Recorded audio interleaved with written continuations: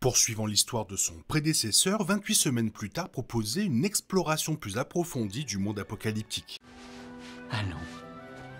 C'est l'heure de l'histoire, mon poulet au miel. On ouvre les petits volets. Cœur vaillant, œil sur la balle, on ne peut pas perdre.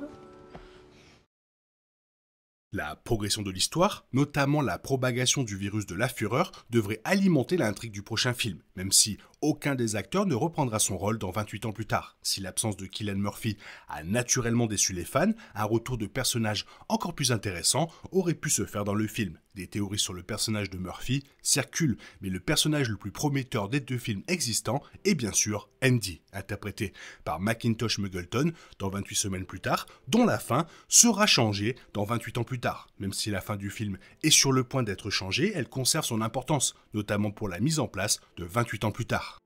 Même si le réalisateur et le scénariste de 28 jours plus tard n'ont pas participé au film, à l'exception de Danny Boyle en tant que producteur exécutif, 28 semaines plus tard semble étonnamment en phase avec le film original. Des gros plans caméra à l'épaule, à l'hommage à la scène des infectés en feu, en passant par la bande originale reconnaissable entre 1000 et le début du film où 28 jours plus tard c'est terminé, 28 semaines plus tard est une bonne suite, quoique différent du premier film. Il change l'apocalypse présente dans le premier film contre une version plus crue, déconcertante et cynique de l'apocalypse bien connue. Le thème principal de 28 semaines plus tard est l'impossibilité de survivre à une telle situation. C'est pourquoi le film commence avec des personnes infectées par le virus de la fureur, tuant ou infectant quelques survivants qui s'étaient protégés de l'extérieur jusqu'à un moment fatal. Cette scène se déroule 28 jours après l'apparition du virus de la fureur en Grande-Bretagne, comme le montre le film précédent. Il est intéressant de noter que la fin marque la période de 28 semaines plus tard, puisque la scène finale se déroule 28 jours après les événements qui se déroulent entre les scènes d'ouverture et de clôture.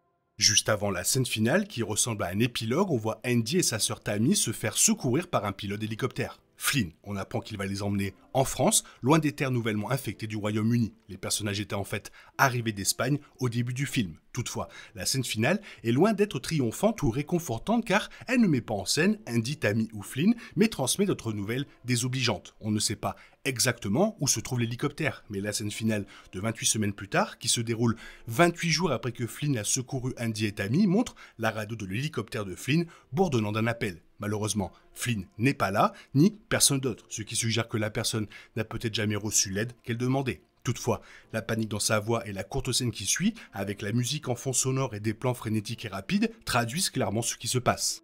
Personne ne sait ce qui s'est passé 28 jours après que Flynn a fait fuir les enfants de Grande-Bretagne, mais la fin de 28 semaines plus tard annonce au public que le virus de la fureur s'est officiellement propagé en Europe continentale. L'appel frénétique lancé par la radio de l'hélicoptère de Flynn provient d'une femme qui appelle désespérément à l'aide, et tandis que sa voix se transforme en cri perçant, la scène passe de l'hélicoptère de Flynn à un plan de personnes infectées par le virus de la fureur sortant en courant d'une station de métro parisienne près de la Tour Eiffel.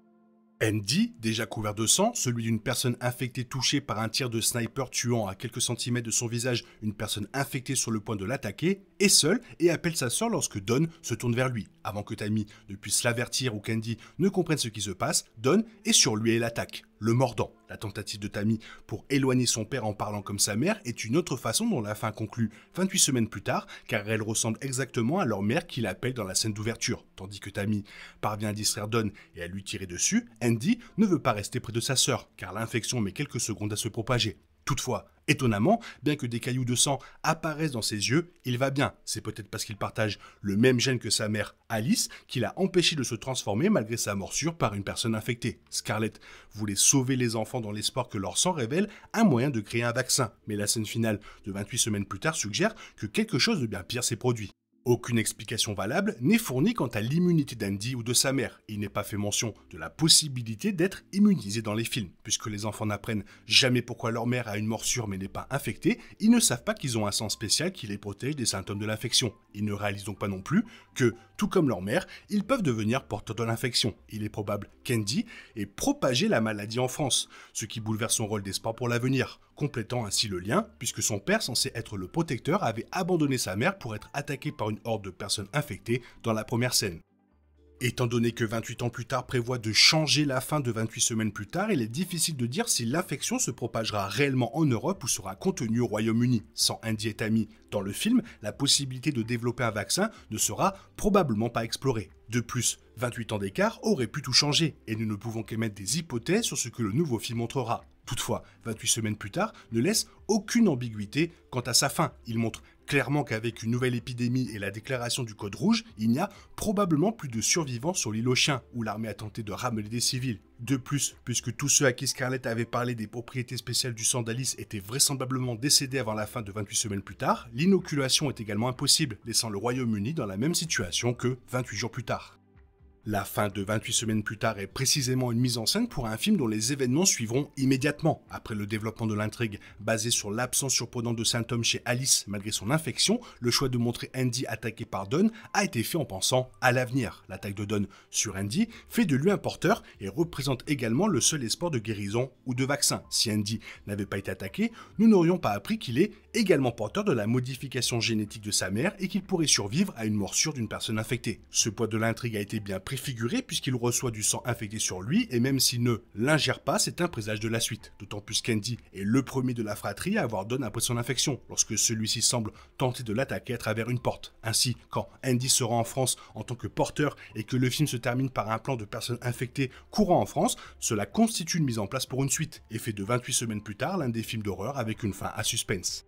Le fait que Jim, interprété par Cillian Murphy, ne revienne pas dans 28 ans plus tard ou que Tammy et Andy ne soient pas dans 28 ans plus tard suffit à conclure que le film ne reprendra pas à la fin de 28 semaines plus tard. Il pourrait comporter une scène de montage similaire à celle de 28 semaines plus tard qui suit les personnages pendant la deuxième épidémie avant le générique. Mais une continuation canon est impossible. L'action se déroulant 28 ans plus tard rend cela particulièrement difficile à réaliser. 28 ans plus tard sortira peut-être en 2025, mais Danny Boyle et Alex Garland avaient évoqué l'idée d'un troisième film de la franchise dès 2007, un mois seulement après la sortie en salle de 28 semaines plus tard. Sans ces années de développement infernal, 28 ans plus tard aurait pu être un film complètement différent. Toutefois, dans sa forme actuelle, il ne suivra pas la fin de 28 semaines plus tard et celle-ci sera changée dans 28 ans plus tard.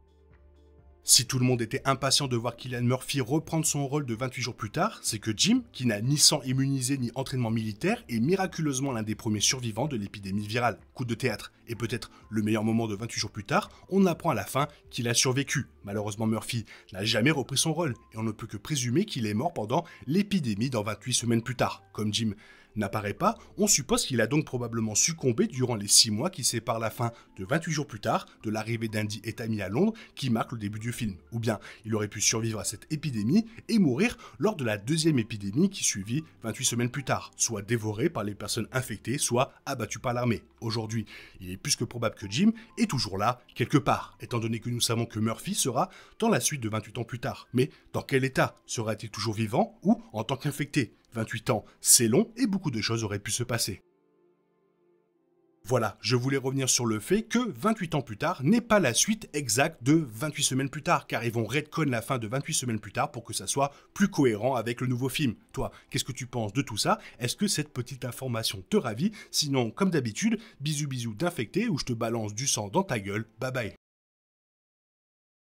Il est impossible de compter sur les autres de nos jours, on est obligé de tout faire soi-même. Je me trompe? Rien de grave, j'avais tout prévu. Où va le monde, je vous le demande.